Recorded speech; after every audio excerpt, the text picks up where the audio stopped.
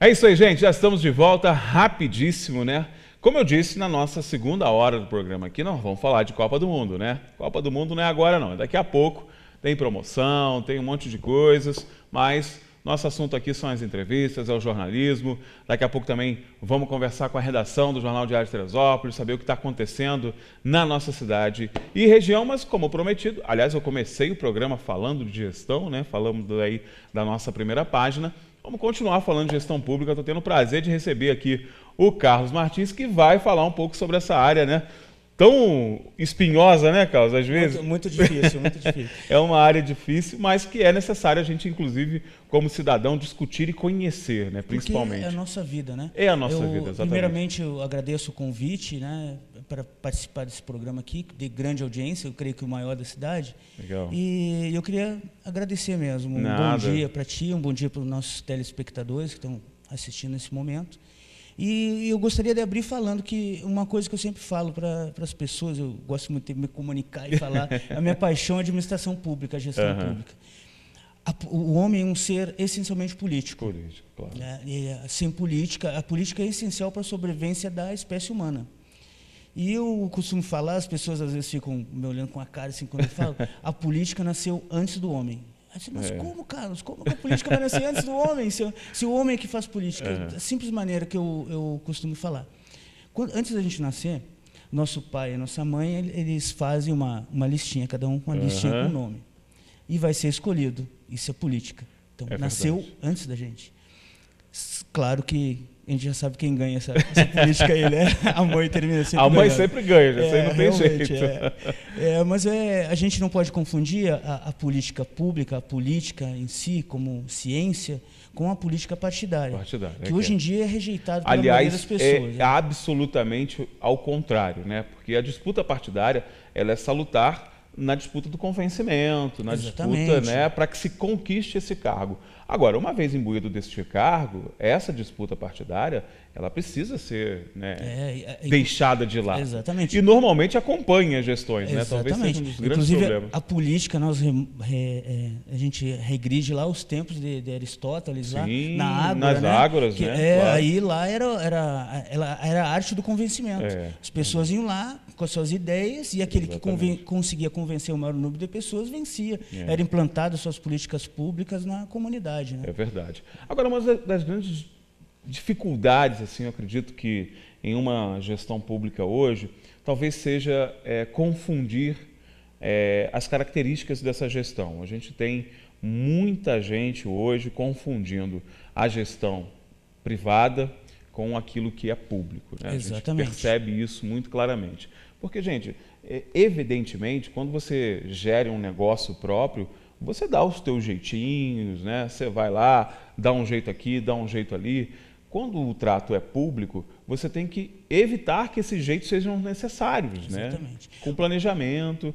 O que você atribuiria hoje, Carlos, nessa desorganização que a gente vê, que não é uma propriedade exclusiva de Teresópolis, né? Dito que dos mais de 5 mil municípios do país, quase todos passem por esse tipo de problema. Exatamente. Né? Inclusive, até para ressaltar aqui, o ano passado eu sou gaúcho, vocês vão perceber que eu falo de, eu não falo de, né? Eu falo porquê. Daqui a pouco você está falando de. Aqui mas eu já estou há 15 anos, mas eu chego lá, o pessoal diz, para com o teu sotaque de carioca. Eles acham que aqui tu tem sotaque gaúcho, lá tu tem sotaque carioca. Exatamente.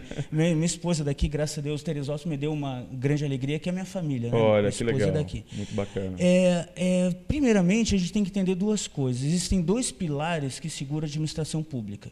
É a legalidade, o administrador público, o gestor público, ele só pode fazer aquilo que a lei autoriza ou ordena, e o interesse público.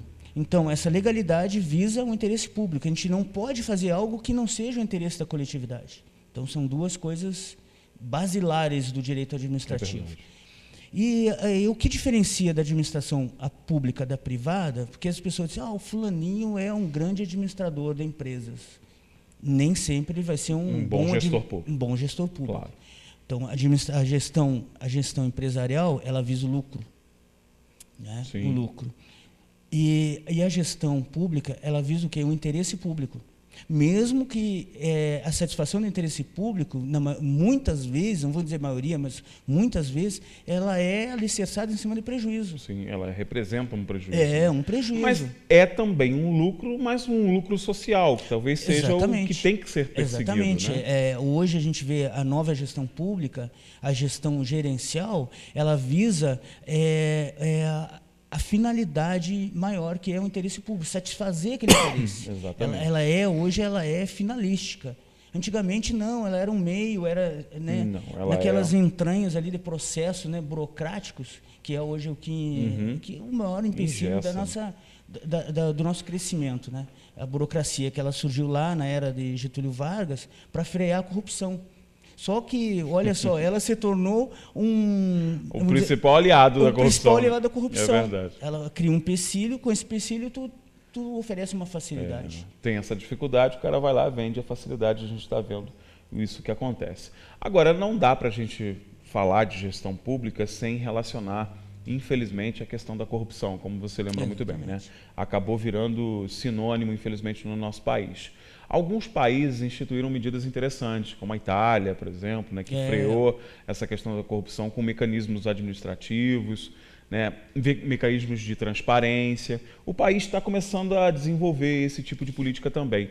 Como é que a gente consegue hoje, a partir da tua experiência, lutar contra essa epidemia de corrupção que o país tem? A questão da corrupção no setor público, ela vai muito além do setor público. Sem dúvida. Eu posso falar, de repente vai chocar algumas pessoas. O homem, isso está na Bíblia, eu sou cristão e eu creio naqueles princípios que está na Bíblia, como a maioria da população brasileira. O homem é essencialmente corrupto e desejoso dos seus prazeres. Se ele acha um dinheiro na rua, por ele ter um caráter tratado, ele vai devolver. Mas ele pensa lá no fundo que ele poderia fazer com aquele dinheiro que não é dele. Então, a gente elege quem é igual a gente. Por a gente ser corrupto, a gente elege corruptos.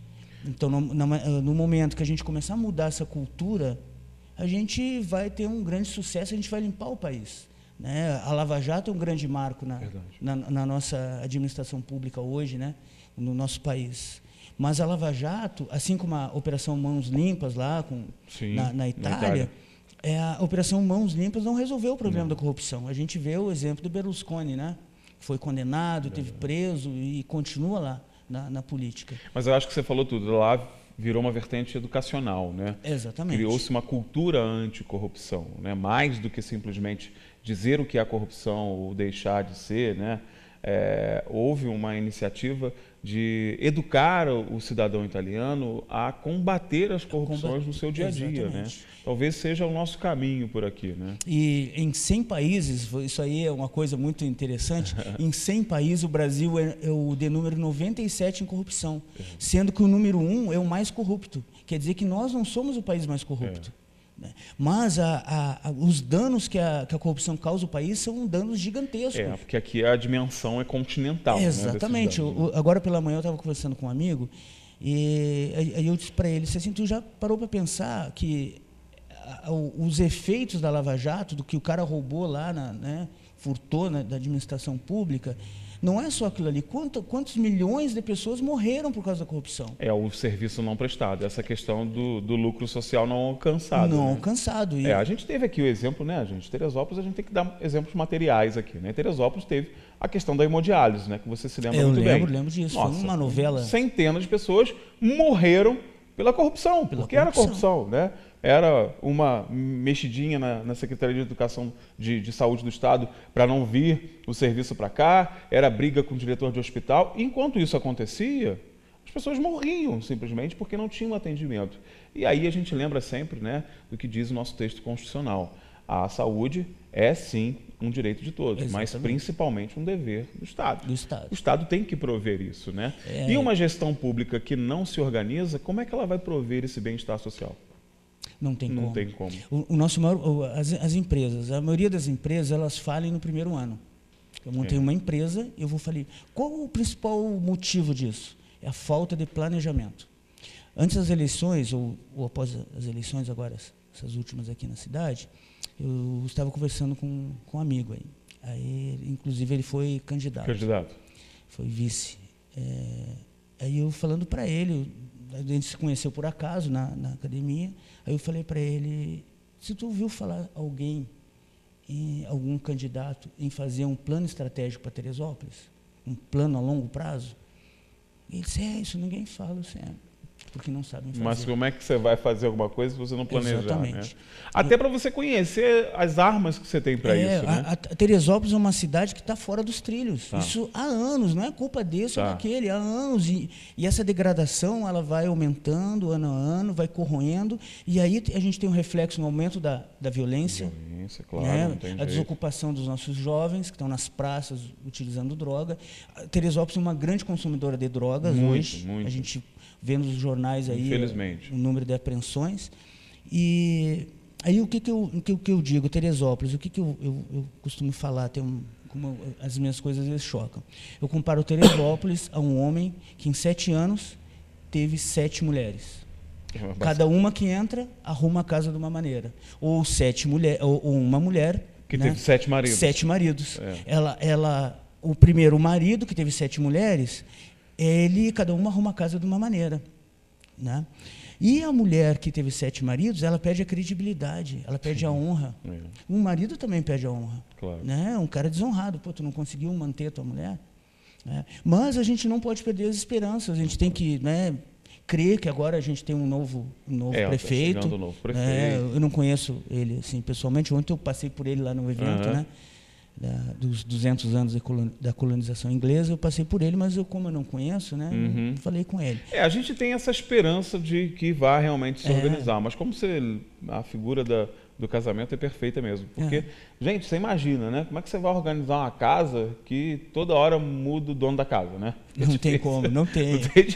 Tem mudanças, né? Principalmente em casas, que vão exigir tempo, né? Não dá para fazer uma mudança como, por exemplo, um planejamento estratégico, né? Uma reorganização do gasto público. Não dá para fazer isso em 1 ano, 6 meses. Não tem como. Não dá, é impossível, gente. A gente está falando da maior geradora de empregos do município, ou seja, tem os encargos que os empregos, né, trazem sempre. É a maior empregadora do município. É a maior empregadora, é a maior arrecadação do município. Então, como se fosse uma mega empresa dentro da cidade. E a gente para analisar, porque o gestor público, uma das características dele é a visão. Sim. A gente não pode ficar no mundo só das nossas ideias. De jeito nenhum. A maioria das ideias, ela vem de fora. Nem cercado pelos famosos aspones, né? Esse, pelo amor de Deus. A gente costuma chamar, né, do benchmark. Conselheiro do rei, né? O benchmark, o que é? A gente vai pegando ideias de outros lugares que deram certo. Né? Isso é inovação. E a gente vê cidades que mudaram, foram cidades que inovaram. E cidades que se planejaram. Um exemplo, Florianópolis, Canela e Gramado, Curitiba. A gente vê o Rio de Janeiro.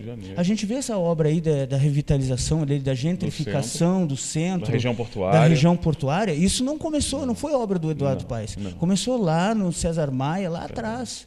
Claro que o que acontece é que muitas vezes o que está no comando ele não quer fazer porque ele sabe que os frutos não vão ser colhidos em 4 ou 8 anos. É aquela famosa política de cidade pequena, né, gente? Não vou fazer obra debaixo da terra porque obra debaixo da terra não dá voto. Exatamente. É essa mentalidade que a gente tem que lutar contra. Agora, fazer uma pergunta com relação ao cenário político. A gente vai enfrentar uma eleição agora em outubro extremamente importante para o país, né? Talvez importante. A mais estratégica eleição que nós já enfrentamos nessa nossa curta história, né, desse paísinho chamado Brasil. Como é que você vê que o eleitor vai se comportar nessa eleição? Aqui a gente teve um micro-retrato do que pode ser, né? Uma abstenção grande, altíssima. Um número de nulos também assustador, ou seja, um eleitor descontente. Mas isso muda alguma coisa? Não muda.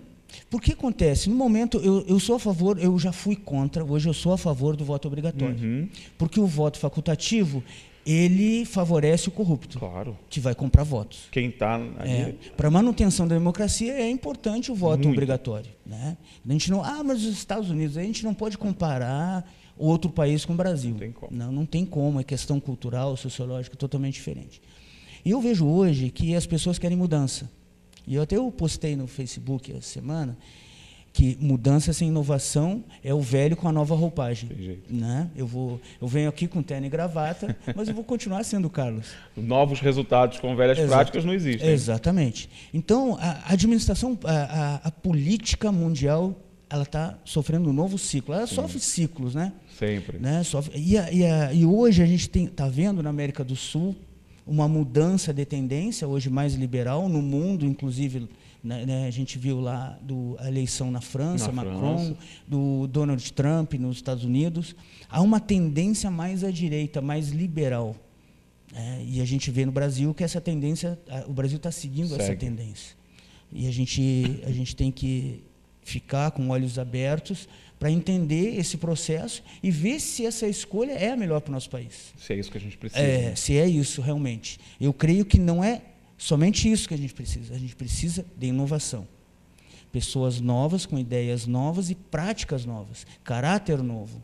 Não adianta botar um novo com caráter velho. Aí não adianta, né? Não Porque aí é a mesma prática sendo repetida. Exatamente. Não tem jeito. Exatamente. Gente, o papo, vamos falar de política aqui, se deixar a gente vai embora até amanhã, né? Tem pessoas que gostam do futebol, tem pessoas que gostam da cerveja. Nós estamos juntos, que eu também gosto de política. Eu gosto do café e de política. Exatamente. Carlos, grande prazer te receber aqui. Espero que você volte mais vezes aí para a gente bater um papo. Vai ser um grande prazer te receber. Eu agradeço. Até eu queria aproveitar esse momento, que é uma política que não é política. Amanhã a gente vai ter uma eleição que é muito importante para a nossa cidade, que é o Conselho da Cidade de Teresópolis. Exatamente. Né? O Conselho é um órgão consultivo e um órgão fiscalizador da execução orçamentária. E eu vou estar representando a Universidade Estácio de Sá. Legal. Né? Como na área acadêmica. Bacana, bacana. E é uma audiência pública. E isso é importante a comunidade participar, pode ir criança, né? É o que eu sempre falo aqui, gente, os conselhos têm que participar. Por mais que você não tenha poder de voto, né, ou de interferência, Exatamente. Você tem que estar lá representando e sabendo o que está sendo discutido. A tua participação no conselho pode ser fundamental para a resolução do teu problema, que afinal de contas é você que vive aquele problema e é você que de repente tem a solução e muitas vezes esses conselhos são a passagem dessa solução para o poder público. Aliás, servem para isso mesmo. Porque o conselho é o elo de ligação entre a administração pública e a população. E a sociedade, não tem como cidadão comum ter acesso. Direto, não né? tem como. Através do conselho que você tem esse acesso. E se não participa, depois como vai reclamar? É verdade. Não tem como, Não transfere o problema para o outro, não. Não, a gente é responsável. Carlos, muito obrigado pela tua participação. Eu agradeço aí. Muito obrigado. Grande prazer conversar contigo e vamos marcar mais vezes. Vamos, com certeza. É uma satisfação muito grande. Gente, olha só, finalmente depois do intervalo comercial vamos falar de Copa, né? Vamos falar de Copa do Mundo e o intervalo é bem rapidinho, tá? Não sai daí, daqui a pouco a gente está de volta.